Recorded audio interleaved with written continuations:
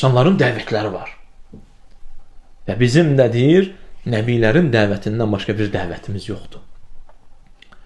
Tevhid dəvəti, Allahı öyrətmək dəvəti, elmi aldıqdan sonra insanlara da çatdırmaq, bu şərəfli bir yoldur. Dəvət, elmi çatdırmaq kimin yoludur, Vasif? Nəbilərin yoludur, Rasulların yoludur, Allahın vəlilərinin və övliyalarının, mömin qullarının yoludur.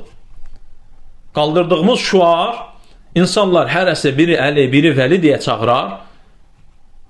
Nəbilərin dəvəti Allah deyə qalxar. Şuarları tevhid deyə, tək Allaha ibadət deyə qalxar. Və bunu insanlara çatdırarlar, insanları buna çağırarlar. Batil şuar qaldırmazlar. Haqq şuar qaldırarlar, hansı ki nəbilərin şuarlarıdır.